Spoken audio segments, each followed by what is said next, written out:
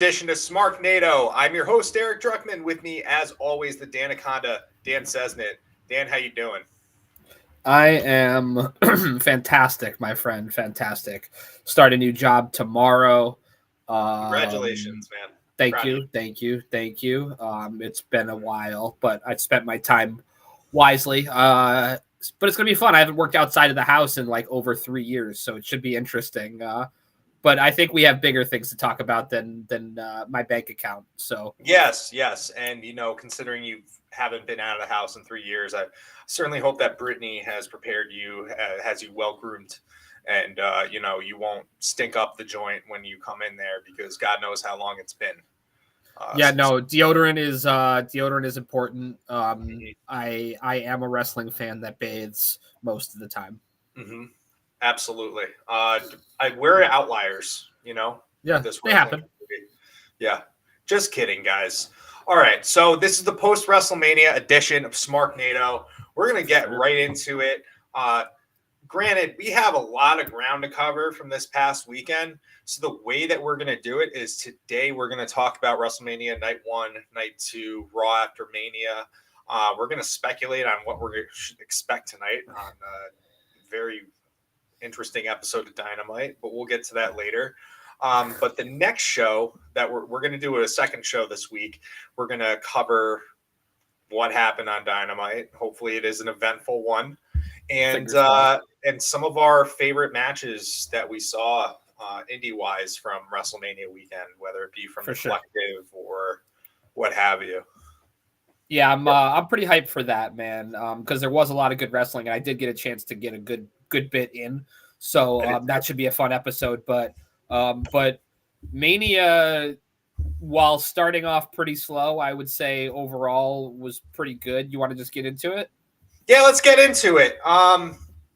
I don't know. For me, I enjoyed myself most of the I did. time, just because, like, night one, I thought night two was better than night one, but night For one sure. I had a good time because I was hanging out with Drew and John watching the Hmm. show. So even if some of the matches may not have been amazing, still had a good time.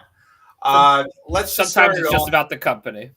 Yeah, started off opening match night one. We had Rhea Ripley defending the Raw Women's Championship against Becky Lynch, and I thought that these two really worked their asses off and put on a really great match. I thought that this was a great statement win for Rhea Ripley. What just stands out in my mind from this match was how she hit the Riptide first on the turnbuckle and then hit the final Riptide for the win. I thought that was a really good finish, real like definitive, showing her power.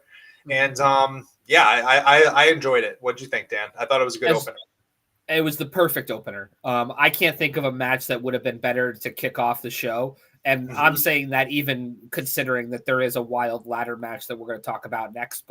Um, but no, it was a definitive win for Rhea, and I think that was the right thing to do. And Becky Lynch, I'm not saying Becky Lynch is at the end of her career by any stretch of the imagination, but I think she's got more behind her than she does in front of her, Yeah, right? So to take the shine off of Rhea with by letting Becky win here would have been a mistake in my opinion. I agree, man. Rhea needed it more. Her amazing reign is going to continue here, and it's going to be interesting over the course of the next year. What challenger is going to come up and be a strong enough wrestler to take the belt off of Rhea, if it's even going to happen in the next year. I mean, there's a person on the roster now that I think that they want to build into that powerhouse, that being Jade Cargill. So I don't Yeah, see why let's see not. how the draft goes, how the draft shakes out. Has it Um, ever mattered? Has the draft ever mattered before though? Like, let's be real with each other. as far as opponents, yes, I'd say. I Maybe. mean, eh, I think they get a like here's how like WWE does the draft. I feel like it's more like straightforward. Rosters are separate after WrestleMania, but then once you get close, go back around to WrestleMania season again. That's where things get a little bit looser. You know, Yeah, I'll take that as a they do a reset and then they sort of fall back off. That's been the historic. Accurately, yes, that is Yeah. historically accurate. Correct. And speaking of history, this show started off. I just didn't want to miss this, but it started off with Triple H welcoming everybody to WrestleMania, and kind of the start of a new era. This is the Paul Levesque era. We heard that mentioned several times. I seem to like kind of get under the skin of maybe you and some other people in the group. It didn't necessarily bother me as much. I can kind of see how maybe this is like a really strong PR move in order to divert attention away from the Vince McMahon situation. And I understand that, but I don't think we can really discount how much Triple H means to the current set of talent that are on the roster in WWE. I am still. I know we go by the whole innocent till proven guilty, blah blah blah. He was Vince's right hand man for too long to have known nothing, and until he is completely exonerated, in my opinion, that stink is still going to be there. That stink of Vince is still going to be on him. Do I think that getting away from Vince is a good idea? I think that shoving Triple H down our throats as the alternative when that guy was, elbow to elbow with Vince McMahon.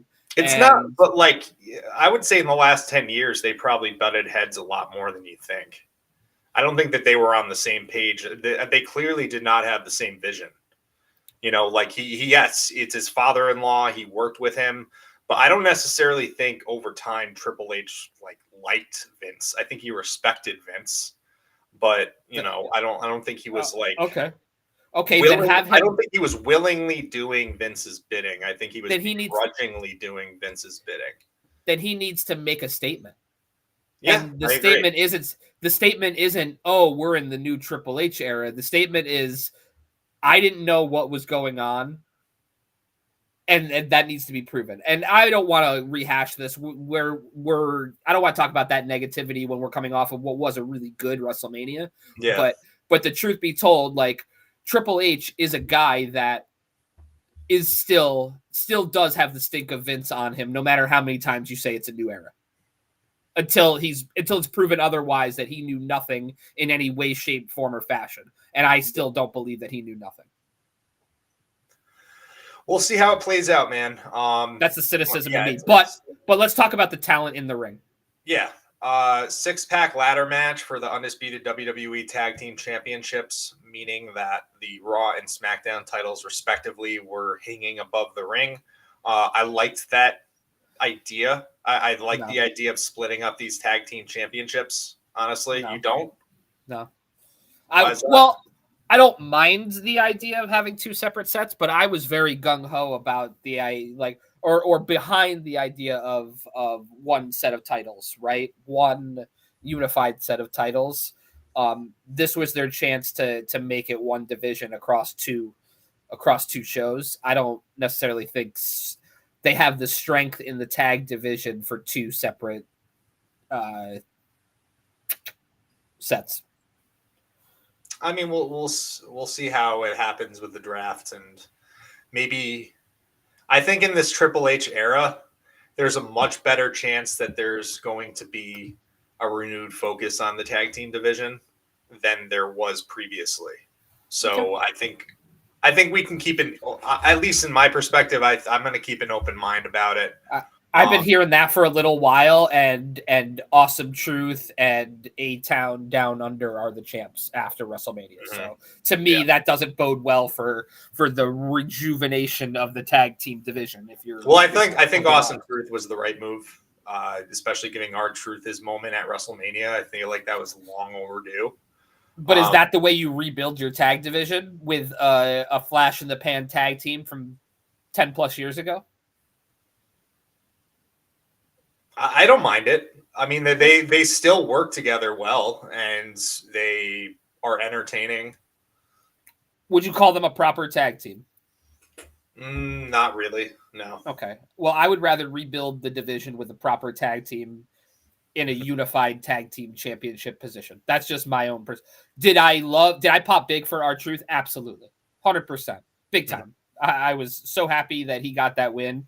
And on the Raw after Mania, he proved that it was worth it because he, we'll talk about that, but he's just comedic gold at all times. But again, I don't necessarily think it's going to be the renaissance of the tag division that you're hoping for. Well, yeah, we'll see how it all plays out. Next, we have Rey Mysterio and Andrade against Santos Escobar and Dominic Mysterio.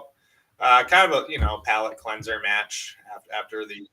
Do you know why Dragon Lee wasn't in this match? I thought it was supposed to be Dragon Lee. It was supposed to be Dragon Lee. They wrote him off. Did they? I didn't see where they did that. Yeah, I don't. Yeah, they like he got attacked by Legado in the back. I don't exactly know why. Yeah, but I thought this was a fair showcase for Andrade. I thought he looked good. I thought that Mysterio looked good. I thought that, the real moments of the match to me were the things that Cruz del Toro and Joaquin Wilde did. I think that those guys are so underrated and impressive, and I'm glad that they're baby faces. And I think that when they were a sad omission from that ladder match to me. Yeah, they would have done some wild. Yeah, no pun intended, there. Right? Yeah. Mm-hmm. Man, I'm still tired. My kid just turned a month old today, so I'm finally started, and she finally started to sleep through the night a little bit. Yep. So don't expect your names to be proper, peeps. Indeed. Next we had Jey Uso and Jimmy Uso. No. Back it up. We're not just going to gloss over the fact that Eagles legend Jason Kelce was in this match. Oh, yeah. Jason Kelce, Lane Johnson were helped Rey Mysterio and and Andrade get the win here. I think Kelce threw Dominic Mysterio into the ring post, which is pretty cool. Yep, he did. Yeah, apparently Lane Johnson dropped 15 pounds for this appearance. Read that. That's a big fucking dude, man. He was, I know he was standing next to some small people like, Zelina Vega and Rey Mysterio, who's not tall himself, but that is a massive fucking man. I was in shock at how tall he looked compared to everybody else in the. I mean, there's a reason why both of these dudes are multiple time Pro Bowlers. They're some of the best to ever do it. And I say that as a Giants fan, but I have to admit it. They were great offensive linemen. And, well, Lane Johnson's a current offensive lineman, but Kelce, great career.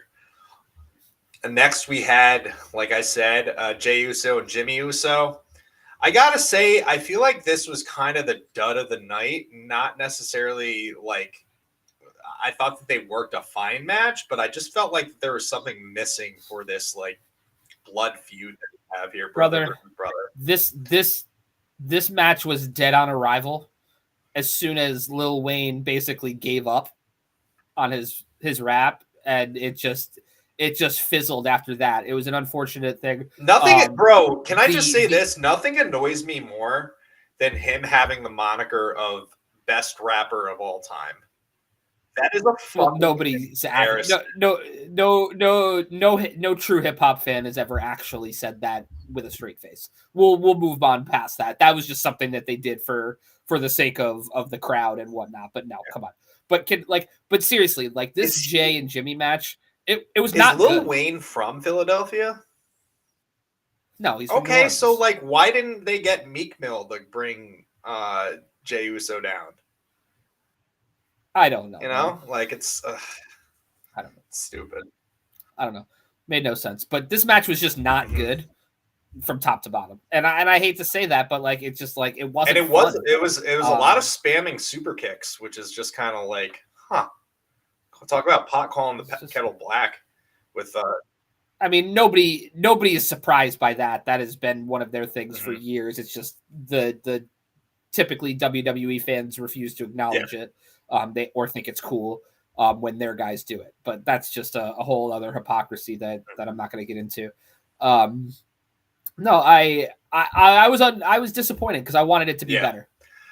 I'm not that into I Jimmy was very Uso, sad. man. I'm just not. Me Yeah, neither. and I think that's almost by design. Like his character is just kind of lame. He's like the runt of the bloodline, which is sad. It is sad considering he's not the younger brother. Yeah. All right, But next 6-woman tag team match. Jade Cargill, Bianca Belair, and Naomi defeated Damage Control, Dakota Kai, Asuka, and Kairi Sane. Short match, but I think it accomplished everything it needed to. The three baby faces had a lot of really good spots to really showcase their skills here. And this was a great moment for Jade Cargill. This was a great moment for Black women's wrestling, and women's wrestling in general, powerful. Seeing these three powerful Black women with their hands raised in the ring, Yeah, I mean, I'm the wrong guy to be saying it, but truthfully, like that is, if I was a young Black woman or man for that matter or anything, this is something to look up to. But not only like it just made everybody in the match look like $1,000,000, from gear to hair to entrances to match.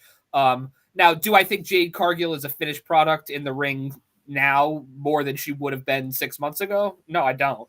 But I think that she is coverable in spots, and truthfully, this couldn't have been a better WrestleMania debut for her. Big things. Definitely. Big things. I mean, and if it's any evidence from Monday night too, I think that they are going to play the Goldberg type approach with Jade, and I think that's okay for right now while she refines her skills until she is able to work longer matches. All right. That's wonderful for her. I just hope, I don't know, man. Like, I don't want her to break Asuka's streak. I don't know. Poor Asuka. But it's gonna happen probably. But whatever. I mean, I'm cool with it. Jade's great. Asuka's my shit. Yeah, man. Before I get into this match, I just want to mention Rhea versus Becky. I'll give that a hot dog. Because the next match I'm going to give a hot dog and a handshake, and is arguably my favorite match of the weekend. Intercontinental Championship. Sami Zayn defeated Gunther to end Gunther's reign at 666 days. Now, how wild is that number? First of all, where did you guys watch the show? Did you guys watch it at your house? Drew's house? Mm-hmm. Drew's house. All right. Well, he's got a house, so you probably didn't wake the neighbors, but like how crazy did you go when it happened? It was kind of like I was celebrating, I think John was a little disappointed, but at the same time he liked Sammy, so it's just kind of like this conflicted feeling, What was Drew's reaction like? I was happy with Sammy winning. Yeah. Yeah. I think I almost have buyer's remorse on it, right? Like I'm happy that Sammy won, but I'm also really sad that the reign is over. Yeah, it's bittersweet. I mean, it's super metal that it was 666 days, but like still, like I it definitely this WrestleMania weekend definitely felt like a big time reset. And Sammy is good enough. Well, I'll tell you this, man. It didn't happen on the Raw after Mania, but I have a very strong feeling that Gunther is going to be the first challenger for Cody. Okay. So, do you still think we ultimately get Gunther and Ilya on the definitely roster? Yeah. Yep. Okay. Okay. So the main event. We had the Bloodline, Rock and Roman Reigns with Paul Heyman against Cody Rhodes and Seth Rollins. Very, very long entrances. Very long match. I know that it was quite divisive among people. I gotta say, watching it in the environment that I was in with friends, I wasn't really bothered that much by how long the match was, and I didn't really. That's the kind of thing you just don't notice when you're hanging exactly. And then also, I think I honestly feel that people were a little too overly critical about The Rock. I thought that the spots that The Rock was in, I thought he did fine. I like, you can expect him to do anything spectacular. Like, he's gonna play his greatest hits when he's out there. And I think what Rock was never a good wrestler. I thought what he did was fine. He was never a good wrestler. Yeah. But this was the expected result. We have bloodline rules for the next night. The deck is stacked against Cody going into the title match, and we're off to the races. Or is it? Or is it? You're right. I think that none of us were really surprised by the result here. And So we got a hot dog, and we got a hot dog and a handshake. Overall, what do you rate night one out of 10? Out of 10, I'm gonna give it an 8.5. Oh wow, you were more gracious than I was. Wait, what are you giving it? I would say 7.5. I was disappointed by most of it. Okay, I really wasn't disappointed. I again, but you were also in a different environment. I was very tired. I was just hanging out alone. While not Nora chilling with me, but all in all, I just thought like there was too much. Like, it didn't. I think I ranked it so low because it didn't feel like a WrestleMania. It just felt like a pay-per-view, like a regular ass pay-per-view.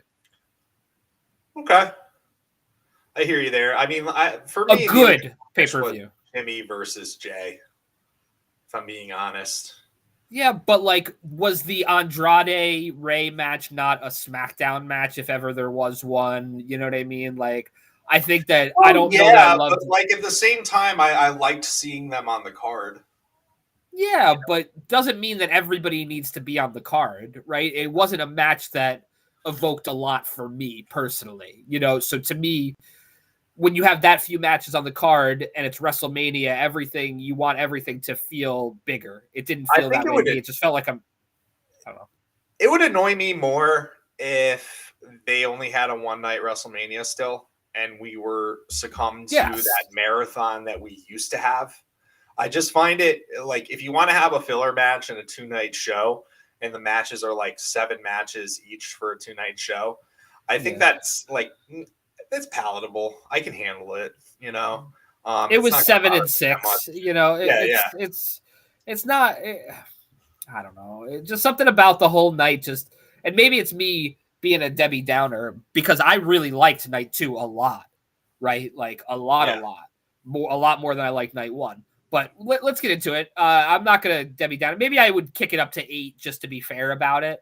But I was just not. I was not overly enthused by the night of wrestling. All right, let's get into night 2.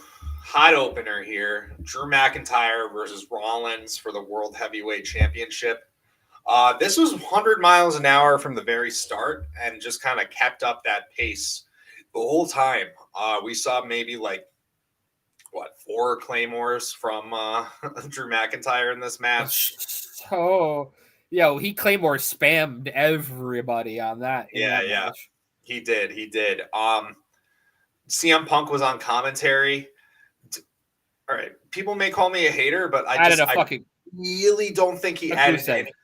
He did not add anything to commentary. Big fucking goose. Nothing to commentary. Everything he did could have been done after the match with his music playing and him just walking out and interfering. And he just buried, I thought it was buried both Drew and Rollins the whole match. Yeah. I hope he gets his comeuppance tonight. Shout out, John. Yeah, let's see how that plays out. But the match ended and Drew won the title. Drew celebrated. By the way, Drew, during the match, when he took his wife's cell phone and said he tweeted "bored at work, LOL." Fucking high comedy. And then he retweeted later that same tweet saying "fuck" after he lost the title. He's a quality. Word has it he has not renewed his contract either. From what I've seen, so that's interesting to see. Pay that motherfucker. That's all I gotta say. Yeah, but what are your feelings on the cash in that happened here? I feel like, well, I didn't mind it just because like we knew it was going to happen at some point. Priest was getting kind of close to his 1 year mark being Mr. Money in the Bank. At this, like he was maybe a couple of months away, held it for so long. You know, I felt like it was going to happen sooner than later. You know, and it genuinely surprised me though. I will say, like, I was actually surprised. I did not think that they were going to do it at WrestleMania. Yeah. But I liked Priest coming in and winning. By the way, I hope he uses the South of Heaven as just a finisher because I really like that, the sit out choke slam that he does. But Damian Priest is the champion. I'm all right with it, bro. I think Damian Priest is pretty good. I just want to see what he's capable of. I can't help but think he is more of a transitional champion, but still, like I hope he has a good run. And we lost Dan for a second. Dan, I'm back. Just as quick as I announced you were gone. So yeah, Damian Priest, new world heavyweight champion here, of course with help from CM Punk. After Drew was taunting him, CM Punk took off his brace and started hitting Drew with it. Now, does this mean that CM Punk is going to be coming back fairly soon? Is cleared? That's what I was curious about. Yeah. Do we know for sure? Has it been revealed? I don't know, but I think Dan's having more technical difficulties. But as Dan sorts that out, I'm going to move on to the very next match. We had a Philadelphia street fight. Bully Ray Dudley, Bubba Ray Dudley was the special guest referee here. So Bubba, we made a funny joke that night that Bubba looks just like Alex Jones, and now I can't get it out of my head. Somebody tweeted, you know, after what he did to the Sandy Hook kids, like, whoa, it's unconscionable WWE to allow him to be the referee. I love it. I don't like Bully Ray. I especially don't like Alex Jones. So, two birds of a feather. Anyway, I'm back. Philadelphia street fight. We had the Pride, Bobby Lashley, Angelo Dawkins, and Montez Ford against the Final Testament, Karrion Kross, Akam, and Razor. I thought that this was just a fun little match. You know, had the moment of get the tables with Bubba Ray Dudley. You know, BFAB had her spot, giving us Russian leg sweep through a table on Scarlett. Isn't really the best move to put somebody through a table because you're putting yourself through the table too. As bad as CM Punk was on commentary, Snoop Dogg was as good. Yes.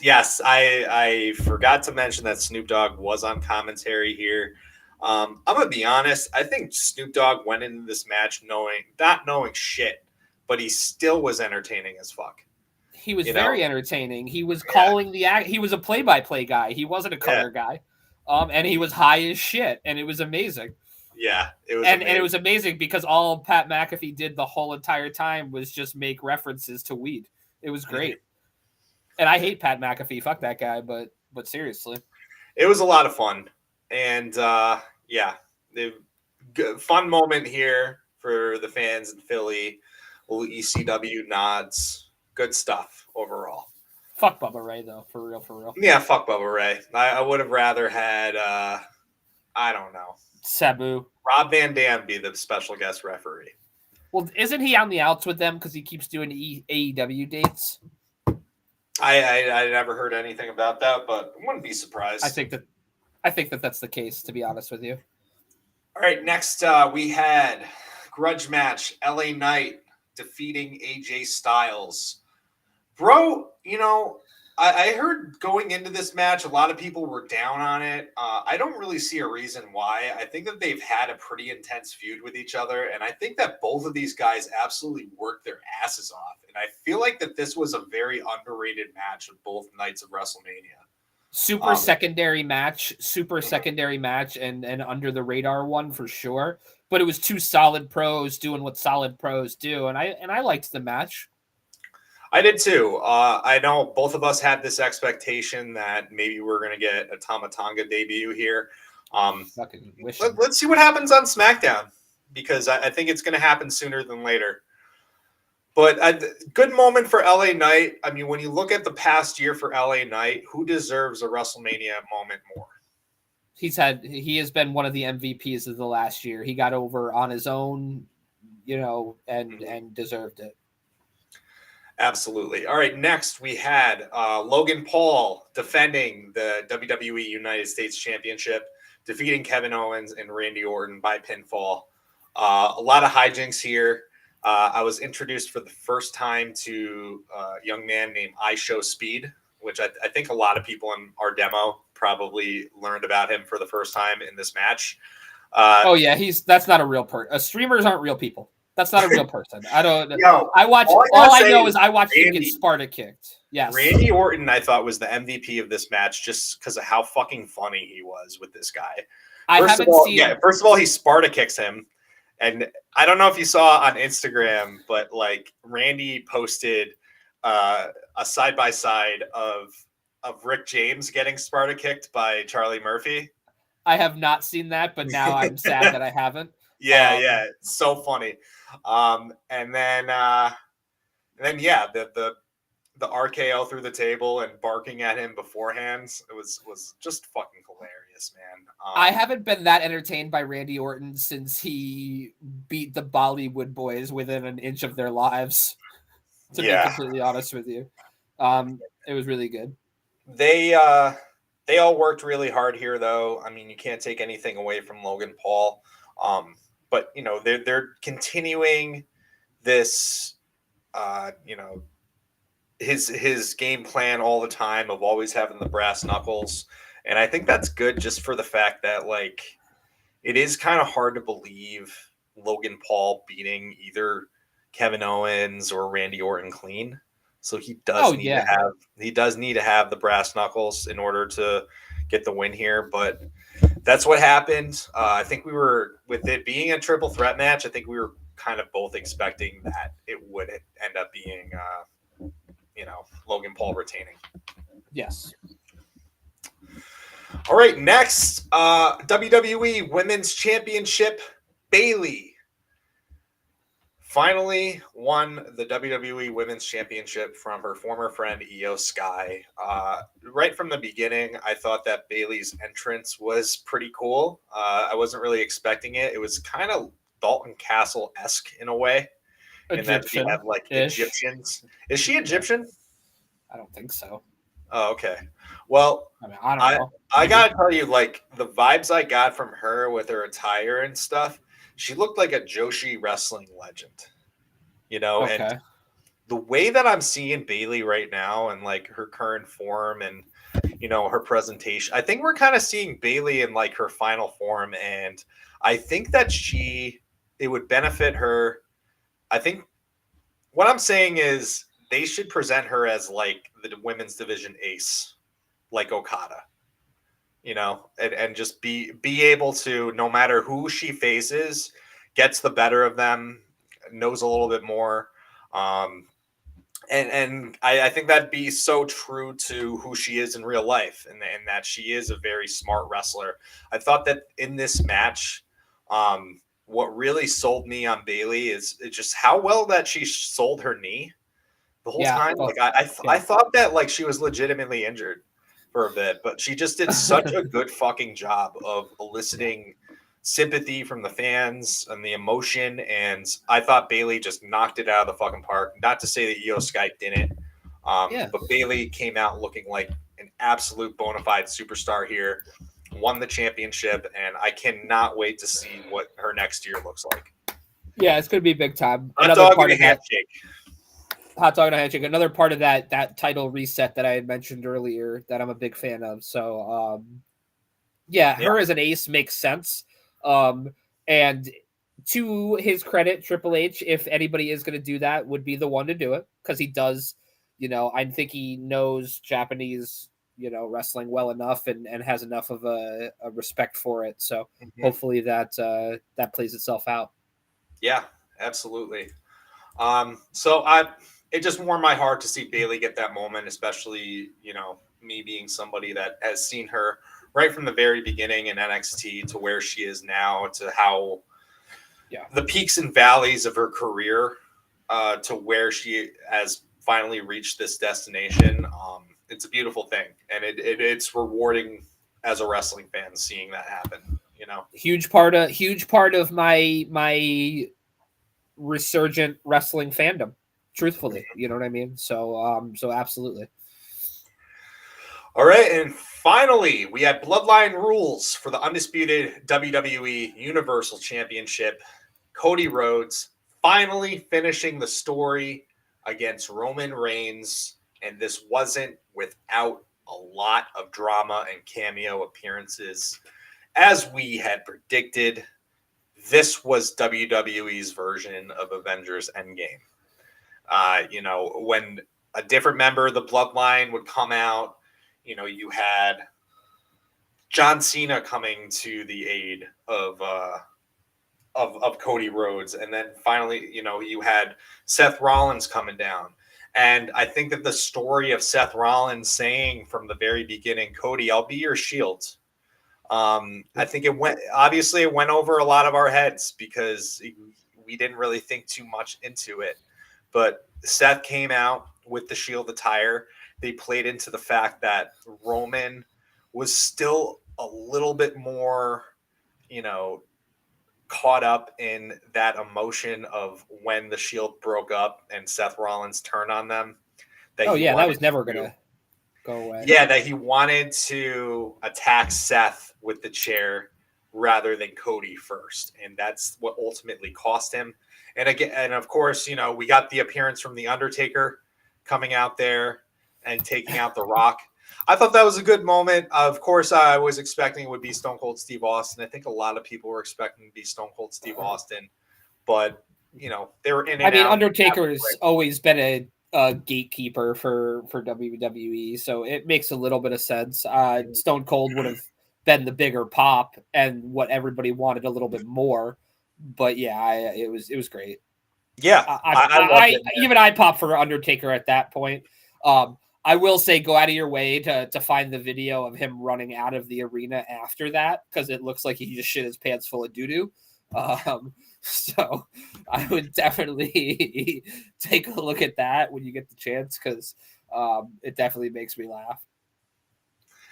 Yeah, this was you know what was so good about this WrestleMania main event is that, it had all the crazy appearances and hijinks that you would expect from a match like this, but bell to bell, it was a very solid wrestling match, on top of it. And I would give this a hot dog and a handshake.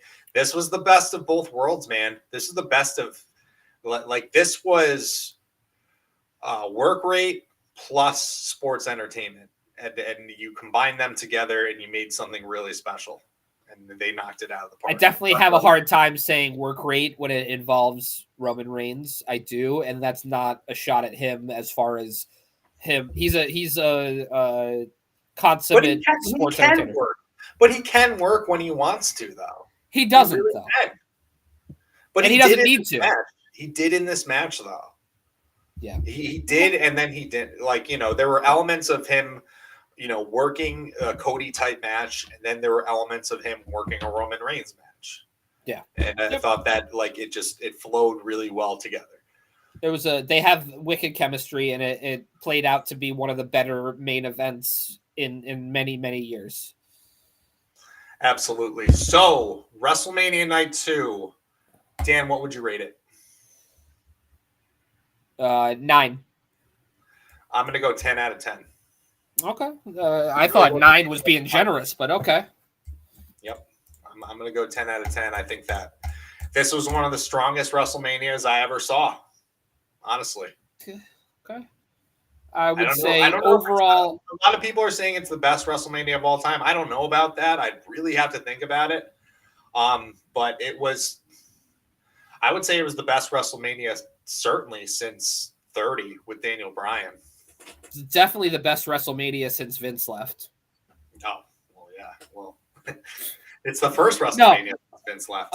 It was a really good WrestleMania, and I'm gonna backtrack and backpedal on my 7.5 from earlier because I felt bad as I sort of went back through the card.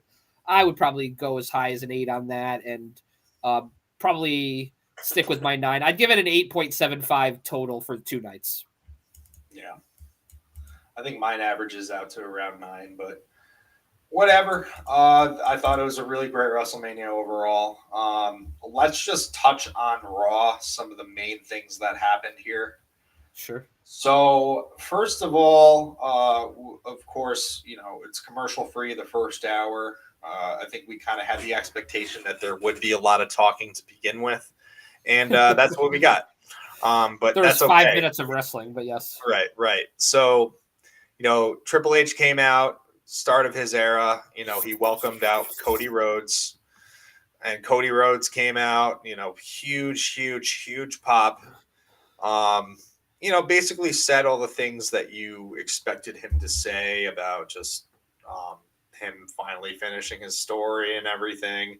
And then, of course, The Rock comes out. And The Rock basically sent the message of he's going to be going away for a little bit, but when he does come back, he is going to be targeting Cody Rhodes.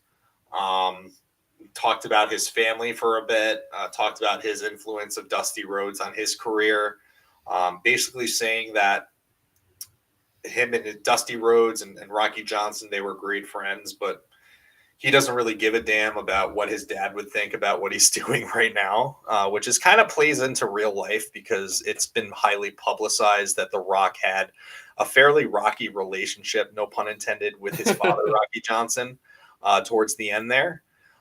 So interesting to say the least. And of course, this ended with The Rock wanting to hold Cody's title. It was a weird moment of very him weird holding the title. It was just very, very long and played out. And then he gave something to Cody and basically said that like he can't tell anyone what it is. But what do you think that he handed to Cody? His Nuva ring? I don't fucking know, man. It was weird, awkward. I have no fucking idea. Like I legitimately why is he fucking like I don't know, man. Bro, I don't know, but like there are so many like I like this because it's such a new like wrinkle in the WWE presentation that The Rock is bringing, like this Hollywood subtext and little Easter eggs and shit like that, and I'm here for it. I just want to see how it plays. I'm interested. I don't know what he gave. I've been burned too many times by the WWE and mysteries that they've just never given me the answer to. So I will not. But you don't have an old man with dementia that forgets about things week to week anymore. Okay, you have a like the highest paid star in Hollywood. I'm not going to get ahead of myself. That's all I'm saying. All right. And then we got an appearance from Damian Priest, the new World Heavyweight Champion. Actually, no. Before this, we had the Raw debut of Ilya Dragunov, possibly my favorite wrestler. I popped big. I was shocked, man. Against Shinsuke Nakamura. And for him to go over Nakamura in his first night, and for him to be included in the commercial-free first hour, I think that's a very big vote of confidence for Dragunov and how they feel about him. I mean, he's a presence. Why wouldn't you feel that way about him? He's got all that it takes to be a top star, right? He can cut a promo. He can wrestle. He's got an aura, as they say. So yeah, why not present him that way? Mm-hmm. Yeah, man. I'm excited about this. I expect Ilya's probably going to be dropping the NXT title to presumably Trick Williams fairly soon, Yeah, I would before say the so. draft happens. So we'll see how that all plays out. But strong debut overall, and I think that the fans went Very, really nuts for him. very bright Yeah. future up there. Then we had a segment with Damian Priest in the ring with the World Heavyweight Championship, with his Terror Twins partner, Rhea Ripley. And damn, bro.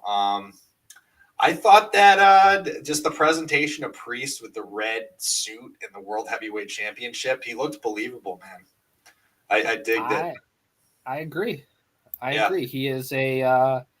I think he's going to be a really good champion. He's got a ton of experience. There's not a whole heck of a lot he can't do. He's a better version to me of what Baron Corbin is, right? Like just a reliable guy that can wrestle a reliable match and cut a good promo if need be, and just take what's given to him. And I think he's going to be a really good champion. Hopefully, he gets more than just a month or two as a transitional guy. Absolutely. Next, we had what we thought was a handicap match of Finn Balor, Dom, and JD McDonough versus Miz and R-Truth. And let's just go back to the Judgment Day segment when Rhea and Damian were both holding up their titles. And then, of course, Truth comes right in the middle and holds up his title. Thought it was fucking hilarious. It's one of the best running gags out there. That and Cena being R-Truth's favorite wrestler when he was a kid. Are the two funniest running gags in WWE. And R-Truth says our tag team partner is the man you can't see. I think, and then everybody knew who it was going to be. Yeah. But we had a late appearance from Cena in this match. Big feel good moment where they all get the FU. And again, the commentary was just like, this is a childhood dream come true for R-Truth. And it was great. Yeah. Makes me not mind them as much anymore. Yeah. All right. So, gonna kind of gloss over all that bullshit with Indy Hartwell and Candice LeRae because it's just, I mean, Roxanne made her debut. I'll just say that. And I think that Roxanne is, she's probably going to be dropping the NXT Women's Championship sometime fairly soon. And yeah, she's going to get drafted. And Roxanne has been ready for a while. Did you watch NXT last night? I did. Yeah, me too. I don't know who she's going to drop the title to, though, because it looks like Valkyria is injured. Yeah, I don't know either. But I'm interested. I'm going to watch more. Yeah, I am too. And then we have coming out next, Sami Zayn celebrating with his Intercontinental Championship win. Just another feel-good moment. Raw after Mania, the heroes welcome that we have here. Works into a tag team match of Sami and Chad against Imperium. I think more than anything else, the commentary team and obviously his work in the ring, Gable was just looking absolutely fantastic.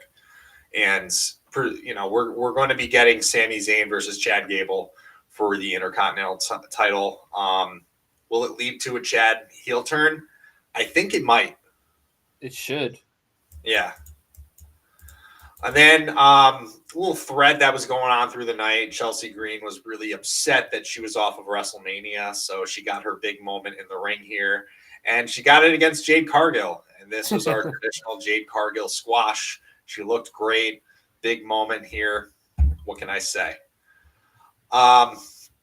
And then next we had in the ring, Drew McIntyre. He is so pissed off about CM Punk.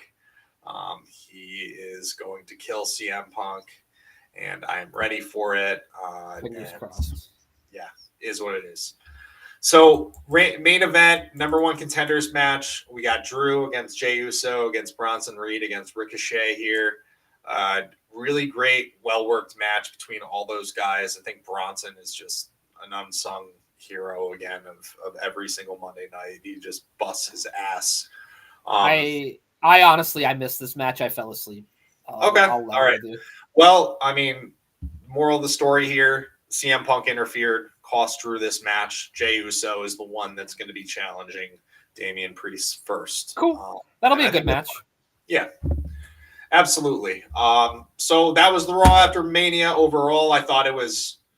If you remember last year's Raw after Mania, I think that was like when Vince got right back into power. It was extremely underwhelming. So it felt good to see. It could not have been worse. Really strong Raw after Mania here. And, could not have been worse, but yes. Yeah. Mm-hmm. Absolutely. All right, so let's get into it. Elephant in the room. Tonight, as announced on Collision, the Young Bucks are going to present the full video from All Out London of backstage with Jack Perry and CM Punk. I got to say this. I am nervous just for the fact that, you know, I like AEW and I want them to succeed, but this is just such a. I can't help but feel like this is a little bit desperate, and it just it leaves a little bit of a bad taste in my mouth in a way. In that, like, I'm not like, if it's an absolute smoking gun and they show just how awful CM Punk is, I can accept it. But if it is any bit of a letdown, I can't help but just kind of be disappointed in AEW a bit, man. I think you should temper your expectations because no matter what, it's going to be a letdown. I think that there's no chance that this is going to be something that's going to satisfy our bloodlust for CM Punk, right? Like, I just don't think so. I can't see a scenario where it is. Well, like, why are they doing this, man? Like, I just hate it. I just hate that they're stooping to this level. Like we said a couple weeks ago, like, they just need to focus on putting out a good product and focusing on that. And I see this card tonight, and honestly, the only match I'm interested in is Edge versus Penta, and it's not even like that much of an interest. And like, I hate the fact that they are just riding so hard on this footage that they put together kind of a sloppy show. And that's just my feeling. You can't always judge a card or a show on the card, right? Like, it's a weekly TV show, so sometimes you're going to get cards that are duds. And yes, they are putting all their eggs in the backstage footage basket. I agree. And do I think it's the smartest? No. Do I think it's going to make CM Punk look like shit? Yes. Do I think his fans or WWE fans are going to care? Absolutely not. I don't think it'll matter. Yeah. I think at the end of the day, the footage doesn't matter. I don't think you needed to waste showtime on it where you could just be like, oh, CM Punk, you want to talk shit? Here's a Twitter clip. You look like a dickhead. Our show on Wednesday is going to be awesome. Here's a great card. So yes, do I think that the footage deserves to be released? Yes. Absolutely, we do deserve to see it. I just don't see anybody being satisfied with what they get. Yeah. I guess this is going to be the last night that John watches AEW. So it's been a good run, buddy. I doubt that, but you know, we'll see. I think that if I'm not going to go as far as saying I'm going to stop watching, I will say some mean things if it's underwhelming. I'll just put it that way. Yeah, I will too, man. And we're some very prominent AEW defenders. I mean, I don't think that we're. I would say. I think we're fair with our assessments of AEW a lot of time. I think that we give them the benefit of the doubt, but I just think that there's just really no excuse if this is just a piece of shit. There really isn't. I don't think it's going to be a piece of shit. I also don't think it's going to be a smoking gun. I think it's going to be somewhere in between. Because that's the way life is, man. Life is just a gray area. I don't think it's going to be one way or the other, brother. I think I'm going to watch it. I'm going to get my popcorn ready. I'm excited. I hope it's wild. But like, I just have this feeling it's not going to be good footage. I have a feeling it's not going to be all the footage. I have a feeling it's going, like, no matter what is shown, people are going to say, well, it wasn't everything. and I just don't think it's going to be, you know, Yeah, it's not going to be satisfying to the masses. it's going to pop one rating. It's going to get talked about on Twitter for a few weeks probably, and then it's going to be over with. Mm-hmm. That's what's going to happen. All right. So we'll see how that all plays out. And like I said at the top of the show, guys, we will be back later in the week, maybe tomorrow, maybe the next day. I don't know. We shall see. To discuss our favorite indie shows of the weekend and this episode of Dynamite that we're going to get tonight. So as always, friends, follow us on Instagram at Smarknado, on Twitter at Smarknado1, and leave us a 5-star review on Apple Podcasts. You can check out our link tree. Go check out our merch. We got new merch coming soon, Dan. Yeah, no, definitely soon. I got to send an email or two out, but it should be coming up. I have one more design that I want to get squared away, but I can't get that taken care of until I get to New York. And then we're going to release 2 new shirts. Right on. Okay, so hope everyone enjoys Dynamite tonight. Hopefully it is not a stinker, because that's just what I'm fearing. I don't think it's going to be a stinker. They've been hitting on all cylinders. I don't think the footage is going to be what we want it to be, and no matter what, we'll be back this week to talk about it. And stay fresh, cheese bags. Keep watching wrestling.